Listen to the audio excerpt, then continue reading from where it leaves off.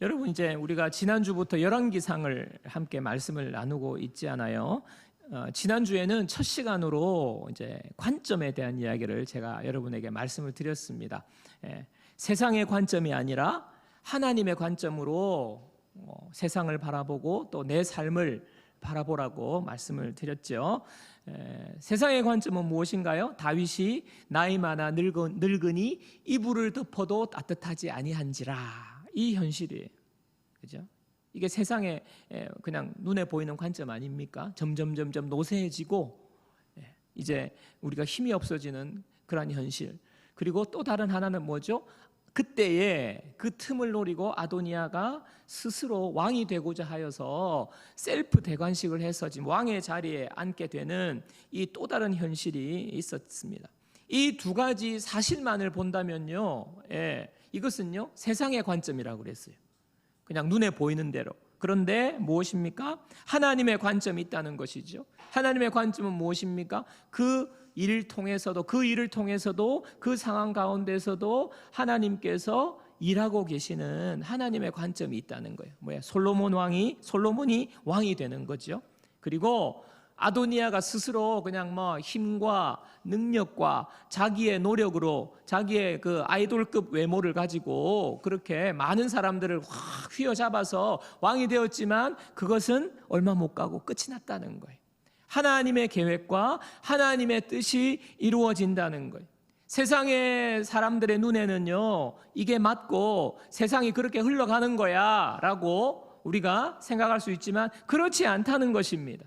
하나님의 뜻이 이루어지고 하나님의 계획이 이루어지고 하나님의 섭리 가운데 모든 세상이 움직이고 내 삶도 하나님이 그렇게 다스리고 계시다. 그래서 세상의 관점으로 보지 말고 하나님의 관점으로 보라는 말씀이었어요.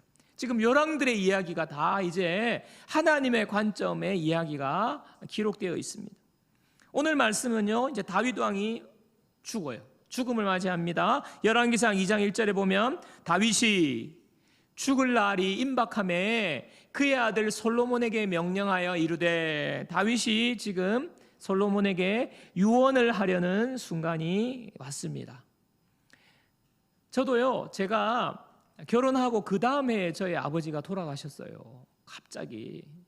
그래서 저는 아버지의 임종을 지키지 못했습니다. 그래서 유언을 듣지 못했어요. 그런데 저희 아버지께서 제가 이제 신대원 가고 난 뒤부터는 늘 지속적으로 반복해서 하시는 말씀이 있었어요. 너 앞으로 목회자가 되거든. 이렇게 해야 돼. 이렇게 하면 안 돼. 이런 말씀을 저만 보면 늘 하셨어요. 그래서 제가 그 말씀을 아버지의 유언으로 생각하고 간직하고 있습니다. 여러분, 저희 교회 집사님 어떤 한 분은요, 시아버지가 돌아가실 때 내가 너 나한테 돈 몇 억 갖다 주는 것보다 너가 예수 믿으면 좋겠다, 이렇게 돌아가실 때 며느리한테 이야기한 거예요. 그래서 그 며느리가 예수 믿고 지금 신앙생활 얼마나 잘하는지 몰라요. 여러분, 유언은요, 생의 마지막에 가장 중요한 말을 남기는 거 아닙니까? 아버지로서 목숨이 지금 이 세상에 마지막 말을 남기는데, 얘야 명지 국제신도시의 맛집은 여기더라, 거기 가라, 이런 거는 안 해요. 이런 거는 이야기 안 합니다. 정말 인생의 삶을 통틀어서 가장 중요한, 자녀가 그 말씀을 새겨서 자기의 자녀가 행복하게 축복함 가운데 살아갈 수 있도록 복되기를 바라는 부모의 마음을 고스란히 담아서 그 마지막 호흡에 담아서 건네는 말, 그게 바로 유언이잖아요. 오늘 저와 여러분들은요, 다윗의 유언을 살펴볼 겁니다. 다윗의 유언이 나와 무슨 상관이 있길래, 우리 아버지 유언도 내가 지금 잘 못 지키고 모르겠는데 다윗의 유언을 내가 어떻게 해야 되나, 이런 생각하시는 분 계실지 모르겠는데요, 저와 여러분은요 하나님의 자녀가 되었어요. 믿음의 조상으로 올라가면요, 다윗이 우리의 할아버지예요, 할아버지. 그러니까 우리와 상관없는 것이 아니라 믿음의 자녀인 우리에게 이 유언하는 거라고 생각하시고 우리는 이 말씀을 새겨들어야 합니다. 자, 먼저 보겠습니다. 열왕기상 2장 2절이에요. 우리 함께 읽습니다. 다 같이요. 내가 이제 세상 모든 사람이 가는 길로 가게 되었노니 너는 힘써 대장부가 되고. 다윗 왕의 유언의 첫 마디는요, 나는 다른 사람들처럼 나도 죽는다는 이야기와 너가 힘써 대장부가 되라, 요거예요. 요거. 어려운 말은 아닙니다. 아버지가 이 말은, 그런데 여러분 이 말은요, 내가 이제 곧 죽게 될 거니까 너 힘내, 너무 슬퍼하지 말고, 아버지 없이도 그냥 이제는 너가 성인이 되었으니까 어른처럼 씩씩하게 잘 살아야 돼, 힘내, 이런 어떻게 보면 마지막 작별 인사와 같은 이런 의미보다 더 깊은 의미가 있어요. 그걸 이제 설명드리겠습니다. 자, 먼저는요, 모든 사람은 내가 이제 세상 모든 사람들이 가는 길로 간다, 다윗이 고백해요. 여러분, 이 말은 그냥 뭐 죽는다는 거잖아요. 그런데 여기에 또 의미가 있습니다. 모든 사람은요, 이 죽음을 피할 수 없다는 거예요. 중국의 진시황이 정말 얼마나 영화를 누렸습니까? 이 진시황이 한 일 중에 유명한 일화가 있잖아요. 자기가 이제 늙어서 죽기가 싫으니까 안 죽으려고 온 신하들을 세 개 맞죠, 그죠? 그 하여튼 발 닿는 데까지 다 가서 늙지 않는 불로초 찾아오라 그랬잖아요. 그랬는데 결국에는 진시황은 죽고 말았습니다. 여러분, 아무리 권력이 많아도요, 뭐 권력이 많고 돈이 많고 지식이 많으면 할 수 있는 게 많잖아요. 그러나 할 수 없는 게 있어요. 모든 사람과 똑같이 죽음을 맞이한다는 것입니다. 그리고 더 중요한 것은요, 이것이 죽는 것이 죽음으로 끝나는 것이 아니에요. 여러분, 우리는요 가보지 않았기 때문에 죽음은 끝이다라고 생각하지만, 여러분, 죽은 뒤에는요 영원한 길이 있어요. 영원한 세계가 열리는 거예요. 아무도 알 수 없습니다. 그러나 하나님께서 말씀하셨어요. 죽음 뒤에는 반드시 심판이 있고 영원한 세계가 눈앞에 열린다는 것입니다. 그리고 심판이 있다는 거예요. 죽음으로 끝나는 것이 아니라 이제 영원한 길이 열리는데 내가 그 길로 들어섰다, 다윗이 이야기하는 겁니다. 그러면서 다윗이 솔로몬에게, 그러니까 너가 유념해야 될 것이 있어, 그게 바로 힘써 대장부가 되라 하는 것입니다. 여러분, 방금 전에도 말씀드렸듯이 이것은 아들에게 너 아빠 없어도 이제 씩씩하게 잘 살아야 돼, 아빠 없어도 울지 말고 힘내서 너 이제 어른이니까 어른스럽게 가슴 활짝 펴고 그렇게 살아야 돼, 그런 말이 아니에요. 다윗이 왕이지 않습니까? 얼마나 많은 것들을 아들에게 물려주는 지금 상황인데 그런 거 말하지 않고 힘써 대장부가 되라고 말합니다. 여러분, 이 의미는 무엇일까요? 사무엘상 4장 9절에 보면요, 이 의미가 나올 수 있어요. 자, 사무엘상 4절 9절 보세요. 너희 블레셋 사람들아, 강하게 되며 대장부가 되라. 그죠? 강하게 되며 대장부가 되라. 너희가 히브리 사람의 종이 되기를 그들이 너희의 종이 되었던 것 같이 되지 말고 대장부 같이 되어 싸우라. 자, 그래서 힘써 대장부가 되라, 강하게 되고 대장부가 되라, 이 말에 담긴 의미는요, 너 이제 힘내고 잘 살아야 돼, 이 말이 아니에요. 전투에 임하는 전투 태세를 갖춘 전사의 이미지를 말하는 거예요. 자, 힘써 대장부가 되라는 말이 뭐라고요? 전투에 임하는 전사가 되라는 거예요. 여러분, 오래전에 미생이라는 웹툰 드라마가 아주 인기가 있었지 않습니까? 보신 분들 많이 있을 텐데요. 그 미생의 유명한 대사가 뭐 여러 개 있지만 유명한 대사 중에 하나가 지금 상사에서 일하는 직원과 상사 밖에 이제 나가서 독립한 직원 선후배가 만나서 이야기하는 장면으로 제가 기억하는데요. 그래서 오래간만에 만나서 이야기를 하잖아요. 그래서 직장생활 어떻냐 하니까, 그 직원이 선배님 이 직장은 바로 전쟁터와 같아요, 이렇게 말하잖아요. 그러니까 이제 먼저 나가서 독립한 그 선배 직원이 이렇게 말합니다. 야, 직장이 전쟁터면 바깥은 지옥이다. 이렇게 유명한 말을 하지 않습니까? 여러분, 우리가 살아가는 현실을 적나라하게 표현한 거예요. 이 세상, 우리가 호흡하는 이 세상은요, 전쟁터와 같아요. 어디 직장뿐이겠습니까? 우리 다음 세대 자녀들 또 노년에 이르기까지 지금은 또 100세 시대가 돼가지고 나이 드신 분들도 어떻게 하면 이 전쟁이에요, 전쟁. 모든 태어나서 아이부터 노년에 이르기까지 이 세상에 살아가는 모든 삶이 전쟁이에요. 제가 자녀를 키워보니까 정말 자녀들이 살아가는 이 삶이 너무너무 안 됐어요. 좀 딱해요. 왜냐하면 아이들이 성적 조금 오르면요, 뭐 조금 이렇게 이제 살 것 같고요, 성적이 안 나오면요, 부모님이 막 너 그래가지고 고등학교 가겠냐, 뭐 대학 뭐 어디 뭐 갈 데가 있겠냐, 너 뭐 그냥 기술이나 배워라, 뭐 이렇게 말하죠. 뭐 학원에서도 막 들들들들 볶지요. 막 그러니까 이런 분위기 속에서 아이들이 느끼는 거는요, 성적이 올라가야 내가 산다. 성적 떨어지면 나는 이제 죽은 목숨이다. 내 인생 죽었다라고 생각하는 거예요. 뭐 초중고 다 그렇죠. 대학 들어가면요, 대학 들어간다고 끝나는 게 아니에요. 여러분, 대학 좋은 데 간다고 끝납니까? 여러분 아시잖아요. 제 딸이 지금 S대에 가 있다는 거. 그런데 걔도 불쌍해요. 저는 끝날 줄 알았어요. 야, S 끝났다. 안 끝나요, 안 끝나. 그냥 하루에만 얼마나 애가 막 죽고 살고 하는지. 전쟁터예요, 전쟁터. 대학 지나가는 것, 그 다음에 취직은 어떻습니까? 들어가는 것도 그렇고, 취직생활, 직장생활 하는 것도 그렇고, 이게 그냥 전쟁을 하는 것입니다. 전투입니다. 여러분, 이런 마음, 이런 상황을 봐서도 이제 전투 태세를 갖춰야 되는 게 맞는데, 또 다른 오늘 말씀은 그게 포인트가 아니에요.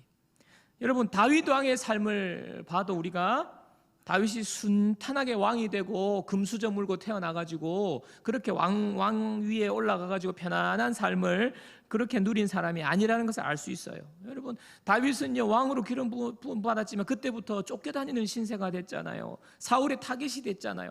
사울이 죽이려고 전국에 수배령을 내립니다. 다윗을 잡아라, 다윗의 목을 가져와라, 이렇게 되잖아요. 그러니까 얼마나 늘 도망다니고 쫓겨다니고 전쟁 같은 삶을 산 거예요. 그래서 아들에게 가장 먼저 힘써 대장부가 되라고 하는 것입니다. 근데 이것은요, 어떻게 보면 마음의 태도, 마음가짐과 태도지요. 다윗은 여기에 그치지 않고 그러면 무엇을 어떻게 싸워야 되는지 지금 전략을 이어서 말하고 있습니다. 여러분, 전쟁이라는 것이 이제 우리가 전쟁할 건데 마음 단단히 먹어. 우리 이길 수 있어. 힘내자. 화이팅. 아자아자 하면서 막 우와 함성만 지른다고 해가지고 여러분, 전쟁에 이기는 게 아니잖아요. 무기와 전략이 있어야 돼요. 그것이 오늘 열왕기상 2장 3절에서 다윗이 이어서 이야기하는 말씀에 나옵니다. 자, 우리 함께 읽습니다. 열왕기상 2장 3절. 자, 우리 다 같이 읽어요. 내 하나님 여호와의 명령을 지켜 그 길로 행하여 그 법률과 계명과 율례와 증거를 모세의 율법에 기록된 대로 지키라. 그리하면 내가 무엇을 하든지 어디로 가든지 형통할지라. 지금 다윗은요, 솔로몬에게 야, 주변의 나라들이 이렇게 내가 겪어보니까 블레셋이라든지 다른 나라들이 지금 이런 무기를 가지고 있고 이렇게 공격하더라. 너가 이제 그러니까 이런 무기를 개발하고 이렇게 싸워라, 이야기하는 거 아니에요. 무슨 이야기 합니까?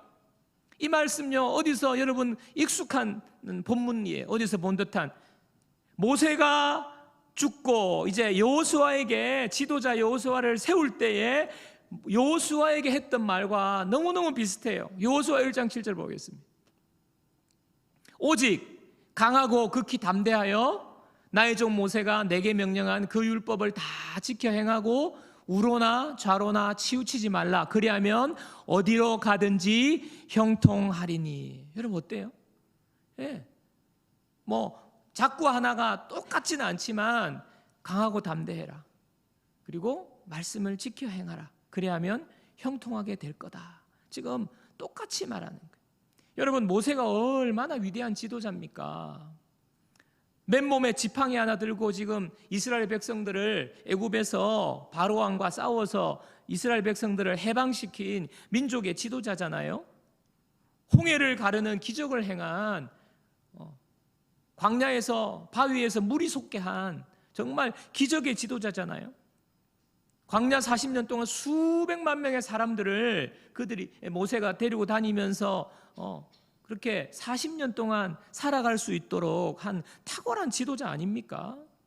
그가 죽음을 앞두고 지금 자기 지도자 되는 여호수아에게 한 유언이 오늘 다윗에게 말한 유언과 똑같아요. 여러분, 이 유언에 공통분모가 있습니다. 전투하는 전사가 돼야 돼. 그리고 전투하는 사람, 어떻게 전투해야 되는지를 말하고 있는 거예요. 사람과 싸우는 게 아니라고 말합니다. 환경을 극복하고 환경과 내가 싸워서 환경을 바꾸라고 말하지 않습니다. 하나님의 말씀을 지켜라. 하나님의 말씀을 지키느냐, 그렇지 못하느냐, 그 싸움 하라는 거예요. 힘써 대장부가 돼서 뭐 하라는 거라고요? 하나님의 말씀 지키는 거, 이거 싸움 하라는 거예요. 좋은 무기 개발하고 좋은 전략 세워서 그렇게 하라는 거 아니지 않습니까? 말씀을 지키느냐 아니면 못 지키느냐, 그 싸움에서 힘써 대장부가 되라는 겁니다. 여러분, 조금 전 읽은 3절 말씀에 반복되는 단어가요, 내 하나님 여호와의 명령을 지켜 그 길로 행하며 그 법률과 계명과 율법과 증거를 모세의 율법에 기록된 대로 지키라. 지켜 행하며 지키라. 예, 그 유언에 그냥 반복되는 말이 지켜 행하여 지키라 하는 거예요. 전략이 뭐라고요? 지켜 행하는 거라는 거예요.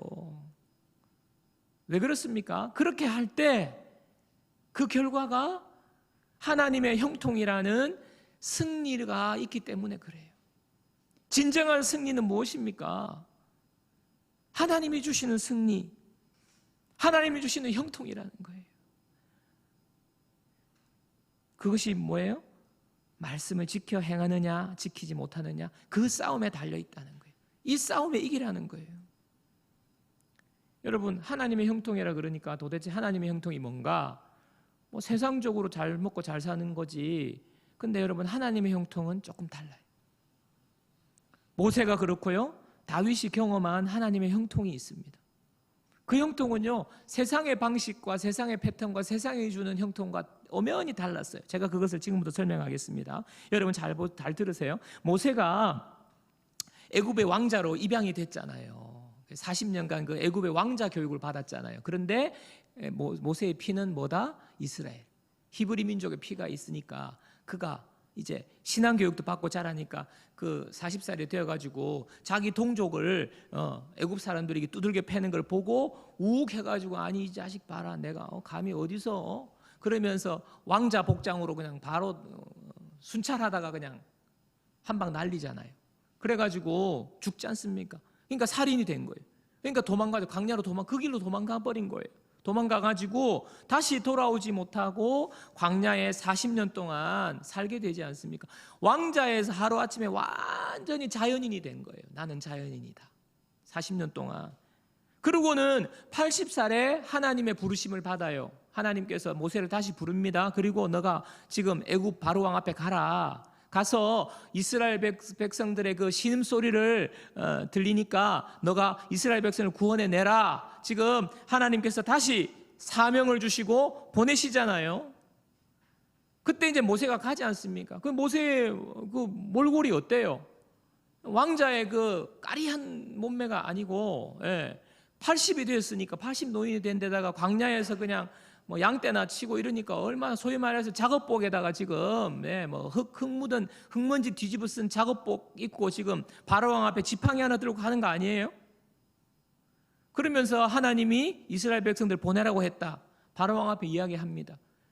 여러분 생각해 보세요. 지금 이 몰골로 그 당시에 최강국 애굽의 바로왕 앞에 선 노인, 80세 노인 모세, 여러분 이게 게임이 됩니까? 게임이 되냐고요. 근데 결과가 어떻게 돼요? 모세가 승리의 원인이 뭡니까? 한번 살펴보겠습니다. 하나님이 모세를 불러서 한 거 뭐예요? 바로에게 가라. 아, 저 못 갈 것 같은데요. 그래도 가라. 저 말을 못해요. 아니야, 너 형 아론이 있으니까 아론하고 같이 가. 그래서 가잖아요. 갔더니 그냥 한마디 하고 그냥 바로가 콧방귀도 안 끼니까 다시 돌아와서 하나님, 바로가 뭐 반응이 없어요. 그러면 이번에는 이렇게 말해. 그게 또 가잖아요. 그래 이번에 이렇게 하고 또 이번에는 뭐 지팡이로 이렇게 해라. 그렇게 하고 그런데도 계속 그렇게 반복이 되지 않습니까?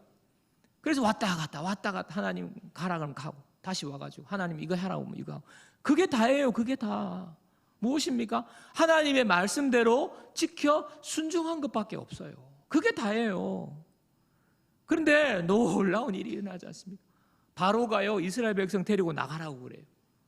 예, 탈출에 성공합니다. 순종한 것밖에 없었는데 하나님이 주시는 승리를 경험한 거예요. 여러분 80 노인이 무슨 노예로 있는 이스라엘 백성들을 어떻게 규합을 해가지고 어떻게 폭동을 일으킨다든지 이렇게 해가지고 여러분 어떻게 세계 그 당시에 최강국 애굽의 군대를 물리치고 탈출할 수 있겠어요? 순종했더니 하나님이 그냥 그렇게 일하신 거예요. 지금 그래서 모세가 지금 유언으로 여호수아에게 강하고 담대해야 돼. 그리고 말씀을 지켜 행해야 돼. 그러면 하나님이 너를 형통케 할 거야. 여러분요, 이거는요 머리에서 나온 전략이 아니에요. 공부해서 배운 게 아니에요. 모세가 경험해 봤으니까 그 경험으로부터 나온 겁니다. 다윗도 마찬가지입니다. 다윗이 처음부터 아까 설명드렸듯이 왕의 기름 부음 받고 뭐 왕궁에서 호요식한 게 아니라고 말씀드렸죠. 사울 왕이 지금 다윗을 죽이려고 전국에 수배령을 내렸어요. 도망자의 신세가 되었습니다. 뭐 전국에 방방곡곡에 수배령을 내렸으니 얼마나 불안했겠어요. 뭐 변장을 하고 뭐 밤에만 다니고 하지 않았겠습니까? 잠이나 제대로 잤겠어요? 얼마나 불안에 떨면서 뭐 조그마한 소리가 나도 그냥 막 신경 과민이 돼가지고 아마 불면증에 시달렸을 거라고 저는 봅니다. 이런 다윗이 두 번의 기회가 찾아와요. 두 번의 기회가.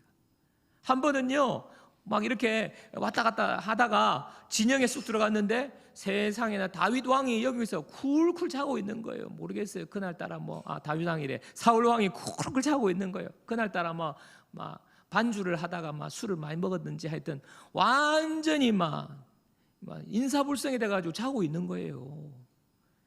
여러분 찬스가 왔어요. 그리고 또 한 번은요 동굴에 들어갔는데 동굴 안쪽에서 자꾸 다윗 왕이래. 사울 왕이 볼일 보고 있는 거예요. 볼일 보고 바지 내리고 앉아서 큰일 보고 계시는 거예요. 여러분 아무도 없어요. 그런데 다윗은 부하가 있습니다. 칼이 있습니다. 용맹한 부하가 지금 칼을 빼들고 지금 단칼에 그냥 한 번 휘두르면요 사울 왕 끝나는 거예요. 그러면 도망자 불면증 다 사라지는 거예요. 새로운 세상이 열리는 거예요. 그런데 다윗이 어떻게 합니까? 그 자리를 떠나요. 그냥 사울 왕의 옷깃만 살짝 베고 나 이제 너무 괴롭히지 말라고 그 경고하려고. 여러분 죽이지 않습니다. 왜 그렇습니까? 왜 그렇습니까? 하나님의 기름 부음 받은 왕을 내가 죽일 수 없다. 하나님 말씀에 순종한 거예요. 하나님 말씀에. 여러분 우리가요 지금 모세와 다윗의 이야기를 쭉 그 인생의 처음과 끝을 이렇게 통전적으로 보니까 그래 왕이 되었네, 놀라운 일을 했네, 요게 포인트로 자꾸 보이고 지금 이 순종의 이 길이 잘 안 보여요. 이게 쉬운 것처럼 보여요. 근데 여러분 생각해 보세요. 모세가 하나님의 말씀대로 그 바로 왕 앞에 가는 게 쉬웠겠습니까? 바로 왕 앞에 가서 말씀대로 우리 백성 나 데리고 나갈 거야 이 말하는 게 쉬웠겠어요? 백성들 데리고 나갑니다. 그런데 애굽의 군대가 막 쫓아옵니다. 그러니까 백성들이 놀래가지고 도대체 애굽에 매장지가 없어가지고 우리를 여기서 죽이려고 하느냐 막 원망의 소리를 내죠. 근데 앞에는 뭐가 있어요? 홍해가 가로막고 있어요. 홍해를 향하여 점점 나아가야 돼요. 항복하고 돌아가는 게 어떻게 보면 나을 것 같은데 여러분 계속 그렇게 나가는 게 쉬웠겠어요? 온 원망과 지금 바다에 지금 파도가 넘실대고 있는 앞뒤가 꽉 막힌 이 상황에서 바다를 향하여서 가는 게 결코 쉽지 않습니다. 하나님 저 못하겠어요. 이젠 죽었으니까 저는 돌아가겠어요. 저를 내버려 두세요. 이렇게 거부할 수 있는 상황입니다. 여러분, 다윗이 잠자고 있는 사울 왕을 그냥 지나치기가 쉬웠겠냐고요. 이 다윗이 깨면 다시 나를 잡으려고 죽이려고 달려들 텐데 이게 쉬웠겠냐고요. 너무너무 순종하는 것은요 쉽지가 않아요. 근데 하나님의 말씀에 내 생각을 포기하고 나의 판단을 포기하고 하나님의 말씀에 순종하는 거예요. 그랬더니 하나님의 놀라운 역사가 시작되는 것입니다. 여러분, 이 싸움이 쉽지가 않아요. 순종하는 거 쉽지 않습니다. 아무도 아멘이 없네. 여러분, 순종 안 하면서 왜 아멘 안 해요? 순종하는 게 쉽지 않습니다. 아멘. 네. 그러니까요, 힘써 대장부가 되라는 거예요. 이게 쉬우면요 이런 말 안 해요. 이 싸움은 진짜 치열한 싸움이니까 힘써 대장부 되라는 거예요. 힘든 싸움이기 때문에. 근데 이 힘든 싸움에 이겨서 순종하게 되니까 하나님이 주시는 형통을 경험하게 되는 거예요. 바다가 갈라지는 하나님의 형통을 경험하게 되는 것입니다.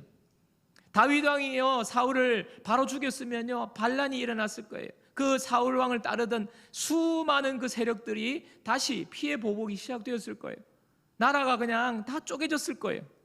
그런데 하나님의 때가 되니까 하나님의 때에 사울이 죽고 다윗이 왕으로 되는 거예요. 평안하게 왕위를 차지하는 하나님의 형통을 경험하게 되는 것입니다.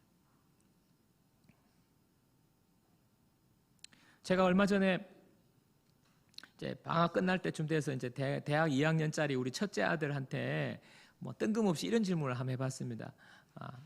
의준아, 너 만약에 지금 아빠가 죽으면 너 어떻게 될 것 같아?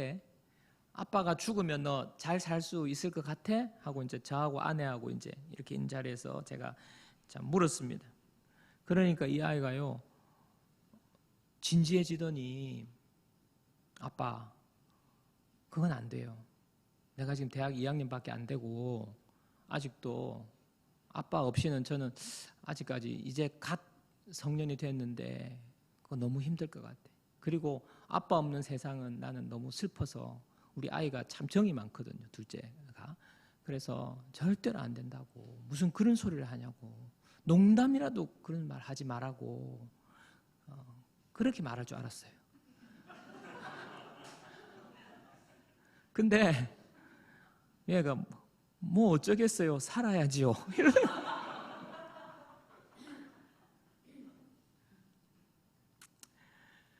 예. 이제 제가 이제 말씀 묵상하고 이제 뭐 이러면서 이제 유언이 나오니까 이제 이런 이야기를 해봤는데 정말 내가 없는 세상에 우리 아이들이 어떻게 살아가면 좋을까? 여러분 그런 생각 해보셨나요? 한번 해보세요. 우리는 다 그 길로 가잖아요. 근데 제가 이 말씀을 묵상하고 하면서 제 마음에 확신이 드는 게 있었어요. 어떻게 해서든 내가 오늘 다윗이 솔로몬에게 말한 것과 같이 이 말을 해줘야 되겠다. 이 말. 얘야 너 강하고 담대해야 돼. 그리고 하나님 말씀을 지켜서 행해야 돼. 그러면 하나님이 너 길을 형통하게 해주실 거야. 제가 그 확신이 생기는 거예요.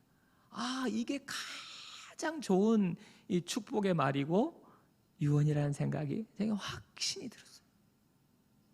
여러분 자녀들에게 뭐 물려줄 거예요? 여러분들이 그렇게 금쪽 같은 여러분의 새끼 그렇게 사랑해서 그냥 눈에 넣어도 안 아플 것 같은 그 자녀들에게 여러분 뭐 어떻게 하시겠어요? 돈 물려주시겠어요? 뭐 돈 물려주면 좀 편할 수 있어요. 근데 여러분 돈이 그 아이를 형통케 하지 못합니다. 평생 그 아이를 어떻게 보면 돈 때문에 아이를 망칠 수가 있어요. 근데 여러분, 하나님이 주시는 형통은요, 세상이 주는 형통과 비교할 수가 없어요. 사랑하는 여러분, 저는요 정말 먼저 저와 여러분들이 하나님의 형통을 누리는 저와 여러분들 되기를 축복합니다. 그리고요, 우리 자녀들에게 이 형통을 확신을 가지고 물려주는 그러한 부모들이 되었으면 정말 좋겠어요. 여러분, 그러기 위해서 우리가 먼저 이렇게 하려면요, 우리에게 이런 체험이 있어야 돼요, 여러분. 그렇지 않겠습니까? 내가 겪어보고 체험한 것은요, 이렇게 해야 돼. 제가 요즘 그러잖아요. 제가 그래요. 아이한테 너 그거 먹으면 안 돼. 막 얼마나 확신을 가지고 하는지 제가 겪어보니까 그거 먹으면 안 돼요. 예, 겪어보니까 여러분 깊은 의미를 여러분 알고 계시죠? 예, 먹으면 안 돼. 그렇게 하면 안 돼. 건강에 안 좋아. 예, 겪어보니까 확신을 가지고 말하는 거예요. 마찬가지예요. 오늘 말씀도요, 여러분이요, 이 말씀 좋은 말씀이다 그냥 자녀에게 주는 그런 차원이 되면 안 돼요. 이 형통의 말씀, 하나님께서 약속하신 대로 내가 순종했더니, 그 순종의 싸움을 이겼더니 하나님께서 나를 형통케 해주셨다는 경험이 있어야 되는 거예요. 내가 경험하지 못하고 어떻게 말합니까? 여러분, 제가 너무너무 목회하고 목사로 있으면서 참 좀 답답하기도 하고 정말 자괴감도 느끼는 게, 우리 성도들이 이렇게 와 앉아 있잖아요. 앉아 있는데 사람마다 이 경험치가 다 다르다는 거예요. 어떤 분들은요, 막 예수님 믿는 것이 너무 기쁘고 막 찬양할 때 표정부터 다르고, 근데 어떤 분들은 마지못해 그냥 왜 나왔는지, 내가 왜 나왔는지, 이런 분들을 보면요 마음이 너무 답답하고 안타까워요. 믿지 않는 사람들과 별반 다르지 않는 성도들을 볼 때 너무너무 답답해요. 남들은요 이 시간에 뭐 잠이라도 자죠. 안 그렇습니까? 남들은 잠이라도 자고, 남들은 이 시간에 어디 좋은데 놀러라도 가죠. 근데 우리는 여기 앉아와가지고 이렇게 와가지고 앉아가지고 이렇게 고생하며 1시간 예배 드리는데 세상 사람들과 다를 게 없다? 정말 우리가 불쌍한 거예요. 여러분, 하나님이 형통케 해주시는 게 뭐지? 이 말 자체를 모르는 분들은요 이 말을 할 수가 없어요. 여러분, 그렇지 않습니까? 하나님의 형통을 경험해 본 적이 없는데 어떻게 말하겠어요? 왜 그렇습니까? 여러분, 여러분 책망하는 거 아니에요. 사랑으로 권면하는 거예요. 여러분, 왜 예수 믿지 않은 사람과 별반 다른 것이 없는데 나는 맨날 주일에 이 자리에 와 앉아 있는가? 왜 나에게는 하나님의 형통이라는 게 없는가? 예? 나는 왜 남들이 하는 하나님의 형통이 없는가? 없는 이유가 있어요. 왜 그런지 아세요? 말씀을 지켜 행하지 않기 때문이에요. 말씀을 지켜 행하지 않기 때문에. 기도만 하면 형통케 되고, 뭐 목사님이 기도해 주면 형통케 되고, 뭐 순장님이 기도해 주면 형통케 되고, 그런 건 없어요. 그런 건 없어. 힘써 대장부가 되어서 말씀을 지키는데 힘써 싸워서 말씀을 지켜 행하면, 그리하면 하나님이 형통케 해주신다는 거예요. 그럼 머물러 있는 거죠. 여러분, 주일날 예배와 앉아있는 것이 신앙생활 전부라고 생각하지 마세요. 여러분, 전쟁이에요. 전쟁. 무슨 전쟁? 말씀을 지켜 행하느냐 못하느냐. 여러분, 우리 마음속에요 마귀가요, 야 너 말씀 지켜 행해봤자 그런다고 안 돼. 눈앞에 있는 그냥 사울을 그냥 죽여. 그러면 편해질 건데 무슨 말씀을 지켜서 지나가냐고. 예. 당장 세상적인 방법이 빠르고 편해. 그게 좋아. 말씀 지키지 말라고 그래요. 속삭여요. 너 말씀 지키고 살면 고생이야. 너 말씀 지키고 사는 거 얼마나 귀찮은 일인데. 예? 말씀 지키고 사는 거 피곤한 일이야. 잠이나 자. 뭐 말씀을 지켜 행하냐. 예. 이런 속삭임이 우리에게 있지 않습니까? 그래도 안 될 거야. 너무 힘들어. 오히려 말씀 지키고 살면 당장에 손해야. 이런 이야기들 말씀 지켜 행해봤더니 아직 뭐 아무 일도 안 일어나네. 여러분, 이 전쟁이 우리 가운데 일어나고 있는 거예요. 마귀가. 근데 뭐예요? 힘써 대장부가 돼가지고, 예. 하나님의 말씀을 못 지키게 하는 뭐 게으름이라든지 부정적인 생각이라든지 남의 말이라든지 뭐 이런 환경이라든지 이런 걸 다 물리치고 나는 어떻게든 이 말씀대로 지켜 행하겠다. 그 싸움 하는 거예요. 우리의 싸움은요.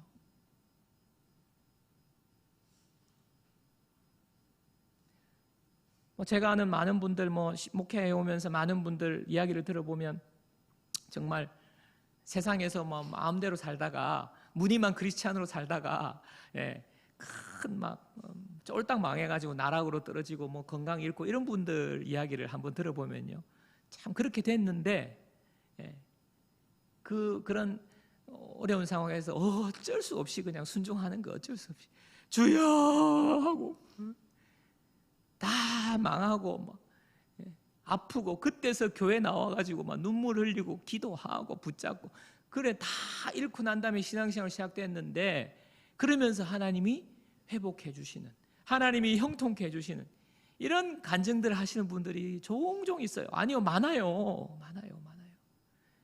그게 무엇입니까? 결국에는요, 순종을 안 하니까 하나님이 순종하게 만드시는 거예요. 다 다리 몽둥이 부르고 힘 다 빼가지고. 그러니까 그때서야 이제 주여 붙잡는 거예요. 순종하는 거예요. 하나하나 이제 정신 바짝 차리고 말씀대로 순종하고 진짜 말씀대로 하고. 그러니까 하나님이 이제 놀랍게 회복해 주시는 간증. 여러분, 제가 시켜드릴 수 있어요. 제 말을 못 믿을 것일 것 같으면. 여러분, 그렇다면요, 우리가 어려운 상황이든 어떤 상황이든 하나님께서 우리를 순종으로 이끄시는 이런 환경도 감사해야 될 거예요. 감사. 여러분, 한번 해보세요. 여러분 지금 어려운 힘든 그때 하나님을 붙잡는 거예요. 그래서 하나님이 형통케 해주시는 체험이 있어요. 체험이. 여러분, 하나님이 형통케 해주시는 거 정말 신나는 일입니다. 마음의 평안이 오고요, 두려움이 사라지고요. 그것을 경험해 보시는 우리 모든 주님의 자녀들 되기를 축복합니다. 그리고 난 다음에 우리 자녀들에게 그거 물려주시는 거예요. 그거 물려주시는 거예요. 얘야, 강하고 담대해야 돼. 힘써 싸워야 돼. 어떤 상황이 되더라도 말씀 붙잡고 말씀 지켜 행해. 그러면 하나님이 너를 영원히 형통케 하실 거야. 여러분을 축복하며 권면합니다. 힘써 대장부가 되십시오. 정신 차리고 마음의 결의를 다지세요. 어떤 결의? 내가 하나님의 말씀을 힘써 지키고 행하겠다. 그래서 형통을 누리겠다. 마지막으로 고린도후서 5장 14절 보겠습니다. 다 같이 읽어요. 그리스도의 사랑이 우리를 강건하시는도다. 여러분, 우리 힘으로는요 실패한 적이 많죠. 말씀을 지켜 행했을 때 실패도 하고 당장 눈앞에 응답도 없고. 근데 주님의 사랑이 여러분을 향하여서 지금 강건하고 계시는 거예요. 얘야, 힘내라.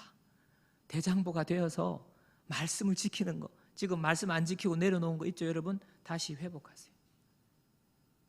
순종하지 않는 거 있죠? 다시 회복하세요. 하나님의 사랑이 조금 더 힘을 내. 하나님 앞에 너가 열심히 순종하고 따라가면 형통이 문이 열릴 거야. 이 놀라운 축복이 저와 여러분들에게 임하게 되기를 주님의 이름으로 축원드립니다.